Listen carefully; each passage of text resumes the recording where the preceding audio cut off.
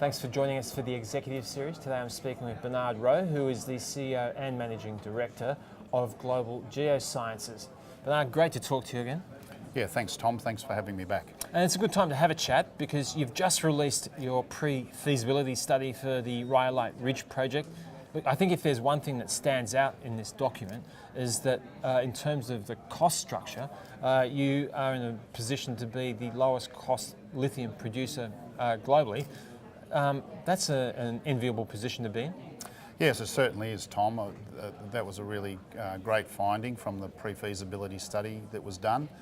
Basically, the fact that we're mining lithium and boron together, the boron makes a significant credit, if you like, to the costs, meaning that we were producing, or we will be producing lithium at the lowest end of the cost curve globally. Right, and the boron obviously goes towards boric acid. Tell us a little bit about the applications of this and what the commercial environment is for that.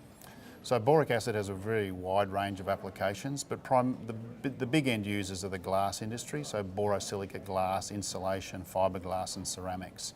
It's a very much a widely used commodity, but in particularly in areas of strong urbanisation growth, so the Asian regions. The United States is also a big consumer. And how complementary is that to the overall projects? Where does that stand in terms of the economics of things? The boron accounts for around about 30% of the revenue that's generated, so it's a significant component and it really is a co-product rather than a byproduct. But fortunately, that means that most of the operational costs are covered by the boron, meaning our cost of lithium production is really, really low. So the report says that you're going to be producing about 20,000 tonnes per annum when it comes to lithium. What's happening in terms of the lithium market at the moment? Well, what we're seeing is some downward pressure on prices, particularly in China, and so there is a little bit of, I think, oversupply, particularly from the spodumene lithium production that's coming out of China. But I think over time that will correct. We might see some lower prices for the short term, but in the longer term, as we move towards the higher uptake of electric vehicles, which is really a policy-driven decision globally, that we will see strong demand as we come onto production, 2021 and beyond. Okay, and obviously an important part of the conversation now is to strike up off-take agreements. How far are you away from doing that sort of thing? So we've made a very deliberate decision to focus on completing our pre-feasibility study first, and that was obviously our priority. We've done that now. We've had high-level discussions and active discussions with a number of parties who have expressed interest, both on the lithium and the boron side. So with the PFS in hand, what we're going to be doing now as a priority is advancing those discussions to the next level. So certainly it's on the radar and it's a top priority for us going forward. And obviously that's an important document to have when you're having funding discussions as well. How are those talks going? That's right. Clearly it is important to have those off-take and other sort of type agreements in place as you enter the funding phase. So we're at an early stage on that in that sense. In terms of funding discussions, but again with a very detailed pre-feasibility, we're in a very good position to have those discussions. We're fully funded through until final investment decision, which would be late next year. So between now and then, we will be having those more formal financing discussions as well.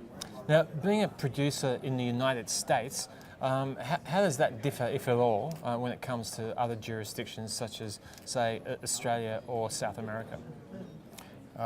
Look, the fact that this project is located in the USA is a really important factor. For a start, the United States really doesn't have any significant domestic production of lithium, and yet lithium is listed as a critical metal by the US government. So a domestic supply of lithium, I think, will become an increasingly important issue for the United States. In terms of boron and lithium, the United States is a big consumer. In the case of boron, second behind China for boric acid or boron consumption. So these are big markets with limited domestic supply. And with the changes that we're seeing in the US at the moment, I think that's going to become an increasingly important factor, which makes Rhyolite Ridge a really valuable project. Now, Bernard, the next 3 years obviously contains some very important milestones in terms of the boxes that you need ticked, and that really begins with your bankable feasibility study. That's right, Tom. With the bankable feasibility, we're going to be starting that in the next couple of weeks. Alongside that and in parallel, we're going to be having these ongoing discussions with potential partners on offtake and financing, and the sulfuric acid plant that we've mentioned that'll form part of the process plant. Beyond that, we will, into 2019, we're anticipating finishing the bankable feasibility and having environmental permits completed by around about the middle of the year, early into Q3 19. By the end of 2019, we anticipate being in a position to make a final investment decision, which would signal the commencement of construction. There'll be about an 18-month construction period. So by the middle of 2021 is when we expect to have first production of both lithium carbonate and boric acid. It's a busy time. Good luck with it all, Bernard. Thanks very much, Tom. Appreciate it. And thanks for joining us for the Executive Series.